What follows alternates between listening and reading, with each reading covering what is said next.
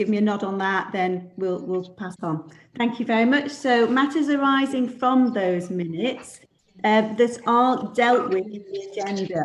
Are there any for anybody to raise? Nick?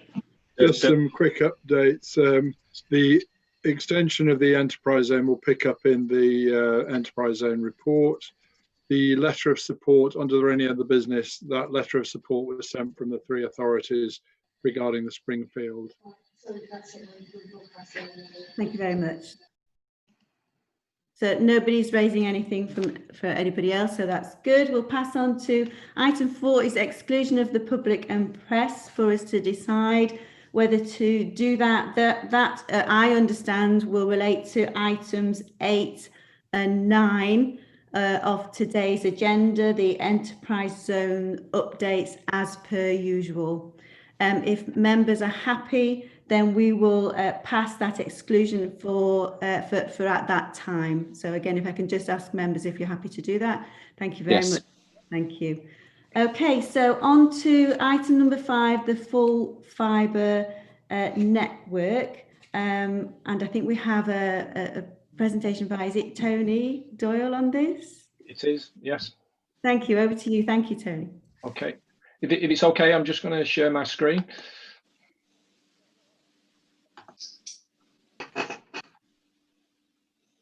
Can you all see that okay? Yes. Yes. Okay, great. I'd just also like to introduce Sean Fenson, who is the chair of the Broadband Co-op that we're working with, that I'm going to talk about in this presentation. So I don't know if you just want to say hello, Sean. Hello all. Sure. Okay, so I thought first of all it'd be worth just giving you a little bit of background before we actually talk about where we're at today and what the next steps might be. So just one second. Oh, there we go. Okay, so just to give you a bit of history, we've had a digital strategy in Blackpool that we put together in 2017, and we had a number of themes in that, and one of the themes was really about making Blackpool a digital place, and that led us to having the ambition really of making sure that we had good connectivity in Blackpool, and the opportunity came along in terms of applying for funding from the Department of Culture, Media and Sport for full fibre connectivity. So we applied what was known as Wave 2 funding, and Blackpool received £3.1 million to invest in full fibre. Just to make a distinction between fibre that you might have heard about in the past, when you obviously hear about internet service providers talking about fibre, often they are their marketing and the hype is not always quite as clear as from the point of view that you've got a part fibre connection, but the connection into your property is often still copper, particularly in what's known as the last mile. So there was an initiative, I think, in Lancashire called Superfast Lancashire some time ago, and that mainly paid for getting BT OpenReach cabinets that are in the street from the telephone exchanges, giving them a fibre connection, but the connection into the individual properties still remained on the copper network. So what this program is about taking fibre all the way to a property. So it's end-to-end fibre into the property. So the DCMS basically had a number of different delivery methods for how they wanted to invest in this, and one of the methods was around the public sector asset reuse. And obviously, as you'll know, we've got a fantastic tramway on the Fylde coast, and we actually had a ducting infrastructure that ran all the way through that tramway. So we put in our bid that we thought we had an asset there in the tramway that could easily be used to help the deployment of full fibre certainly from Stargate all the way up to Fleetwood.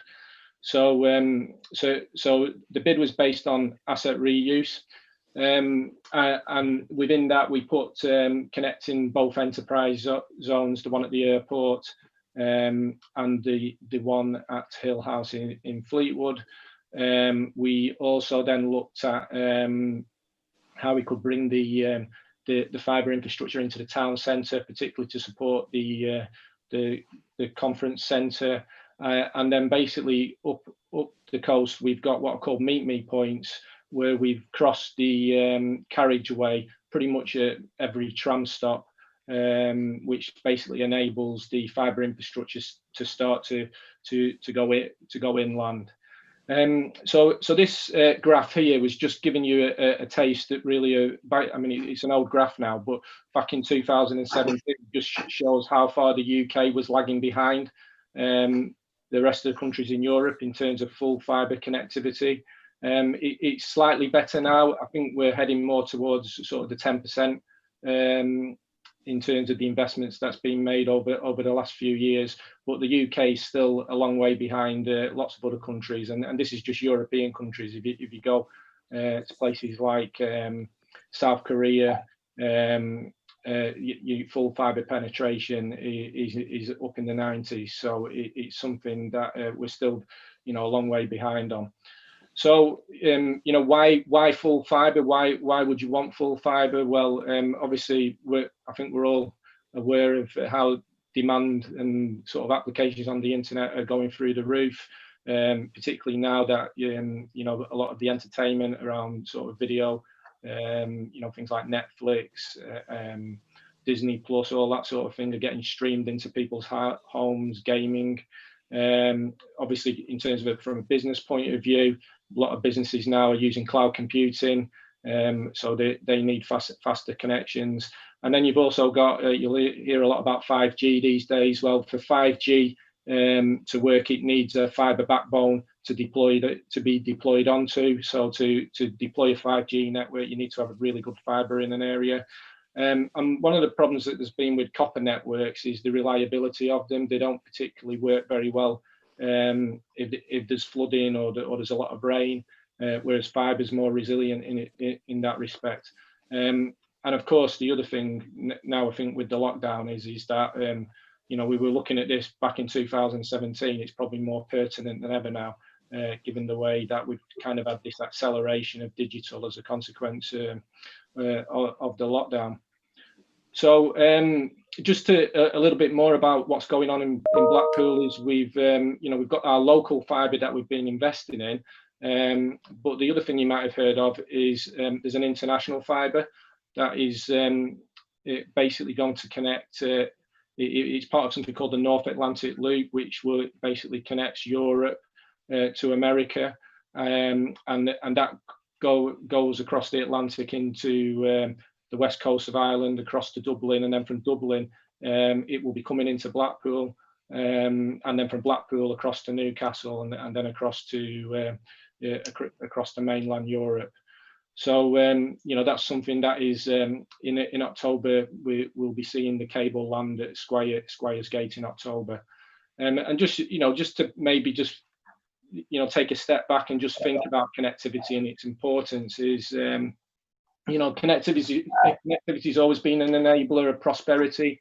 You can look back and say in the industrial age that was about ports, railways, roads, airports. But in the digital age, connectivity is more important than ever. When it comes to fibre connectivity and having that fibre infrastructure.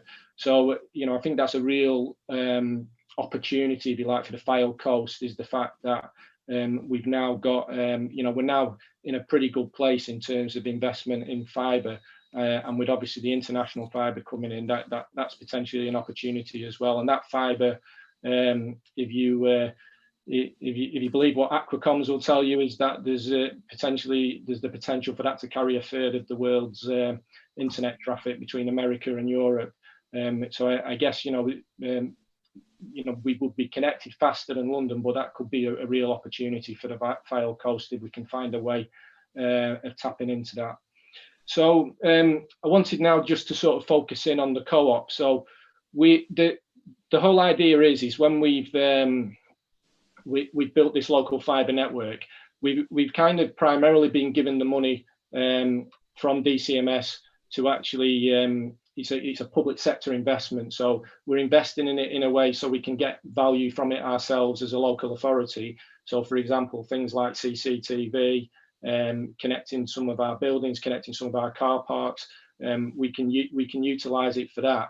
But the model basically is that obviously because DCMS are keen to see full fibre rollout to properties, it's then how can we share that public sector asset in a way that is compliant with state aid, etc. So we spent a lot of time. In fact, we have been building for over a year now, but we've probably spent equally as much time in due diligence with DCMS, just actually passing a lot of tests around things like state aid to make sure they were happy the model that we were proposing to invest with in Blackpool was going to work from a state aid perspective. So the cooperative is in many ways is a vehicle which enables us to share that public sector asset. We share it at a market rate, which basically means the co-op members can purchase access to that infrastructure at market rates, and it's backed up by something called the market economy operator principle. So these are the co-op members. The co-op was started in Tameside in wave 1 with some wave 1 funding. These are all the co-op members, and you'll recognise some of those brands there and some of the other local authorities. We've then created a sub-brand which is focused really on Blackpool at the moment, which is Fibre Blackpool. Obviously that's a brand that works for Blackpool, but if we were going to look at this beyond Blackpool, we might want to think about how we could brand it in a way that works for the Fylde coast. But amongst the co-op members, we've got Virgin Media, and as you know, Virgin Media has got quite a large footprint in Blackpool to start off with. But the other co-op member that we're sort of seeing a lot of activity from is a ITS, who the ITS Technology Group, and they've started to invest quite heavily as well. They got backing from Aviva pension funds, I believe, and quite a significant amount of private investment to make as well. So why a co-op model? Well, it enables us as public sector bodies to work with telecoms operators and investors, and I think that's really quite important when you look at some of the challenges in the past where maybe a housing development or a business park gets forgotten about and doesn't get the connectivity that it potentially needs. So I think in this model we're a much sort of bigger stakeholder, if you like, than we would be if we just left it to the market. It enables us to obviously share these assets, any assets that we've got, and it may be that both Fylde and Wyre, you might not even realise that you've got sort of existing ducting infrastructures that potentially could be valuable assets in terms of deploying fibre to properties, and obviously the fact if we can work together. Hopefully what we can avoid is this crazy situation where you end up with telecoms companies competing with each other and then overbuilding their networks on top of each other, which is obviously disruptive to business, disruptive to residents. And the beauty as well now is because of the regulation that's in the marketplace, and obviously the biggest network that's out there belongs to Openreach, is the co-op members actually can purchase a bit like they would purchase from us at a market rate. They can at a market rate purchase capacity in the ducts of Openreach and on the telegraph poles. So it doesn't always mean to actually then get from, say, the Fibre Blackpool spine to an individual property that they have to start digging up lots of roads, because they can potentially then jump into a BT Openreach duct and then use the telegraph poles to connect an individual property or a business. So it's a really nice model where you can kind of get the best of the assets that exist out there, whether the BT owned assets or whether they're public sector owned assets, or whether they're assets that other private sector investors or potentially want to invest in. So to date, we started off with the first connectivity in January. We hadn't finished building the network then, and to be honest with you, we cut a few corners to get this up and running just as a pilot, but we managed to connect 5 guest houses who had really been struggling in terms of the slow speeds they were experiencing. In delivering the sort of the guest experience for Wi-Fi was really poor. And one of the guest houses has since put Amazon Alexas in every room. With lockdown, it's been transformational from point of view of guest houses wanting to sort of provide contactless type payment solutions. So there's some real sort of positive stories already coming from that initial sort of pilot group. And then where we're at today is that, like I say, the fibre spine is pretty much built now. It's nearly completed. We had some challenges getting up to Hill House. That's one of the longest digs. So we were running out of money around that, and I believe there's been extra investment put in there from Wyre Council around retained business rates, I believe. So the good news on that is that that's happening now with the connectivity all the way to Hill House. We've got ITS, the ITS Technology Group is literally trying to connect up 30 plus businesses as I speak. And they are really excited. Their investors are really excited about the opportunity, and hopefully it's now sort of set to snowball as we get that sort of first crop of businesses connected.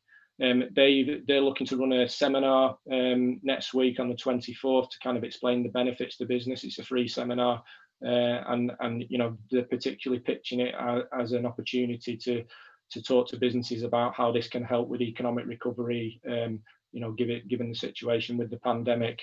Like I mentioned already, the North Atlantic Loop, the international connectivity is set to arrive between the 7th and 9th of October.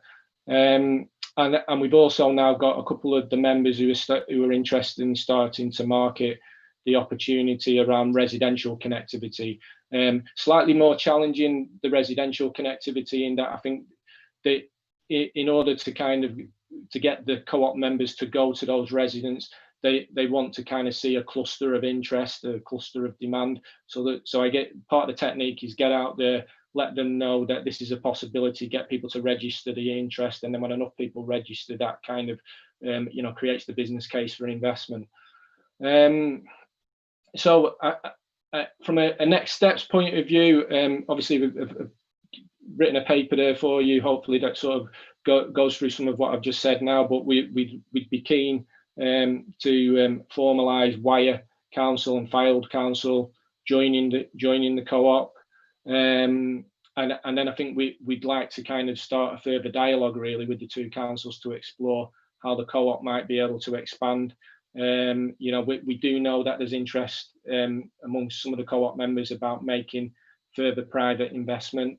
We think there's still opportunities out there to go for some more public sector investment. It may even be yourselves as councils when you're actually doing your own public realm works. There's an opportunity to actually be putting fibre ducting in the ground. So it's really about looking at and exploring what the opportunities are, particularly as well with the rural areas, less perhaps of an issue for Blackpool. But the DCMS, what's known as their outside in programme, is very much now about targeting the public sector investment at those rural areas. So we'd obviously be keen to see if we could explore tapping into some of that for obviously large rural areas in both Fylde and Wyre. And like I say, you may have assets already that are untapped that we could look to see whether there was any possibility of bringing them into the equation, and then come up with some sort of action plan around sort of full fibre across the whole Fylde coast. And I think really that's, bear in mind this is about a foundation. Connectivity is the foundation. I think, what it's really about is actually saying, there's a massive digital economy out there now, and how can we make sure that sort of the Fylde coast isn't getting left behind, and can really capitalise on that. And I think we've got with what's happening with the fibre, we've got a really good opportunity here really to try and get the Fylde coast at the forefront of some of that. And we've had, I think you can look at the arguments around what's happened in the past in the Fylde coast and look at some of the history, and there is a history of innovation across the Fylde coast. And there has been arguably a technology industry here for many years. So I think there's an opportunity, and there's the skills, in terms of the residents that live on the Fylde coast to actually build that back up again into something that could be hopefully a real success story for the Fylde coast. So I think that's probably it from me. If I can answer any questions, and Sean's obviously willing to answer any detailed questions you might have on the cooperative and how that works. Thank you very much, Tony. That's very interesting, and it's good to see opportunities maybe right across the Fylde coast. So very happy to support the recommendation. But are there questions from other members, please, for Tony? I haven't got any questions, Chairman. Just a comment that presentation was very good. Learned a lot more than what I've read here in the agenda papers. That's great, Tony, well done. And to do such a presentation without taking a drink of water as well was absolutely superb. Yes, it really sounds good. And on behalf of Wyre, I'm sure that my officers would love to sit down and see where this can take us. Thank you. Fantastic, thank you, and I echo that. It just seems an opportunity there for us all to get on board. So thank you. There's nobody else, I don't think, who's wanting to make a comment or ask a question. So the recommendation is that the board recommends both Fylde and Wyre councils to join the cooperative, enter into that further dialogue, and obviously come back to future meetings with a plan. So I'd like to propose that, if I can have a seconder. I'll second that, Chairman. Thank you very much. And just for the members, if you're all happy, you could please indicate or nod at me. That's fine. Thank you. Thank you. And thank you, Tony, for your time, for the report and the presentation. Appreciate that. Thanks very much. Okay, on to item number 6 is the Future High Streets Fund update, which Nick has very kindly collated for us. Read through the report. It's really interesting actually to see what the different funding bids are across Blackpool, Fylde and Wyre. And it's a comprehensive report, so thank you for that. Is there anything in particular you're wanting to highlight on there, Nick? The only 2 things I wanted to say was obviously we're all in waiting mode. Whether those decisions come out together or individually, I don't know. And Paul Evans would tell us if they're just about to come out, Paul, wouldn't you? Because obviously we're all in waiting mode. The other thing to point out that some good news in Blackpool, that 2 of the schemes that we had in our Future High Street Fund bid have already been allocated resources through the Getting Building Fund, which the Prime Minister announced earlier in the summer. And that's just going through together with several projects across Lancashire, including some in Fylde and Wyre. But 2 of ours that were in the Future High Street Fund bid have got approved. So that's good. And there's, this is all part of our collective rebuilding efforts. So that was all I really wanted to say. It's let's get some positive decisions. We await them, don't we? Thank you. Is there any other comments from members? No, we're fine. We're asked to note the report. We duly note the report, and we look forward to good news in the future. Thank you very much. Thank you, Nick. Item number 7 is the response to the COVID-19 update. It's again a report from all of the authorities. Thank you to Nick for pulling all of that together. some good shared learning, I think, from that report. And again, just to ask Nick if you want to add anything or highlight anything to that. Yeah, I think just two things again, because obviously the report's self-evident. I think when you look at it, there's obviously all three authorities really got their act together quickly to provide this badly needed support that the government made available. And I think in total over 8,366 businesses have been supported by the three of us, which is good, and all acted very promptly to get that, because it was a question of speed as well as distributing that. The other thing to point out, which are the various references, are the other sources of funding. We've mentioned Getting Building Fund and Future High Street Fund, but there's also each authority is making use in their town centres of the Reopening High Streets Fund. And in addition, Blackpool's submitted very ambitious proposals for a thing called the Town Deal, again, which we're waiting to hear from. And these things were all important to us beforehand in terms of our economic growth. But actually, all of those sources of funding and the programmes that we've put forward between us are actually a fundamental part of our economic recovery plans now. So we are lobbying very hard from government who promoting the levelling up agenda for the support that we need on the Fylde coast for these programmes. And we're hoping that the good news that we got out of the Getting Building Fund is a portent of more good news to come in terms of the support that we'll get. But the implementation, these aren't just nice to have, these are fundamental aspects of our recovery.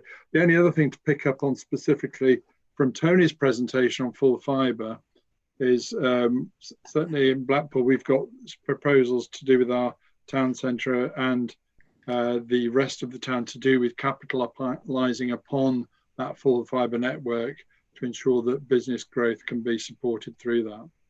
But that's all, Chairman, unless there are any questions. Thank you very much. Are there any questions from anybody? Yes, Councillor Smith. I just wanted to say a sort of a thank you to the sort of the from about Blackpool sort of accounts or Blackpool finance team. I'm not familiar about the Wyre and Fylde. The hard work they've done in getting the grants out, this small rate relief and discretionary grants.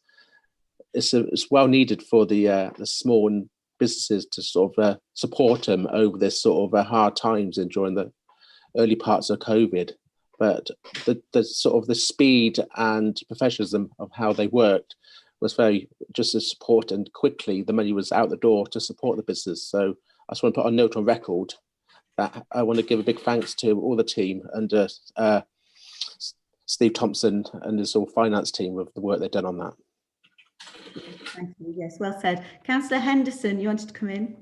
Yeah, it's similar to what Mark's just said, to be honest, Chairman, in that I think the whole of the Fylde coast, the three boroughs on the three authorities on the Fylde coast, should feel proud of themselves in the way that as it's come in the front door, the money's gone out of the back door. We've helped, and I'm sure, like myself, who has had businesses on the phone to them, how do I do this? How do I do that? Every time I've asked an officer, I've been given the absolute correct information into the way to point these businesses to get the money that they need. And also when second tranches of money came along, I've actually then know of businesses to go and say to them, do you know you can apply for this? Do you know you can have this? To which one or two of them have been, no, didn't realise that, didn't know that. And this only happens because it filters down from the officers that have done an absolutely cracking job. It's been superb. Thank you very much. And yes, of course, yeah, I'll bring you in, Peter, in a moment, just from Kyle's perspective as well.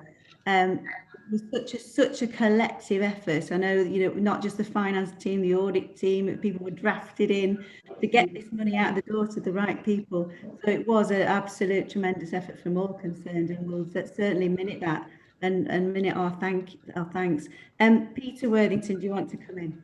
Yes, as a recipient of one of the grants, we have 5 commercial premises and only 1 qualified, but it was seamless. We had minimal effort from ourselves and it just landed.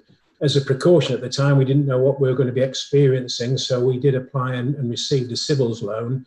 and we have a very good relationship with the bank, but that took an absolute age and chapter and verse that had to go through, whereas Ping, the funding, the grant came through very quickly, and the premises that don't qualify have got the situation where we don't pay rates for this year. So we do feel that the local authorities really have responded very quickly, because you need something to have funds available to pay your staff and to keep trading when we could trade. So I'd like to, as a recipient, recognise that as well. Thank you very much indeed. Thank you. That's great feedback to hear. Thank you very much. Okay, we're just asked to note this report then, and we're happy to do that. I think from... Yeah, excellent report. Thank you. Thank you. Thank you very much. So I think we now move out of the public area of the meeting. We'll go into the exempt items. I'll just wait for Lennox to tell us if we can do that. If you just wait 2 seconds, we'll stop the broadcast. Okay.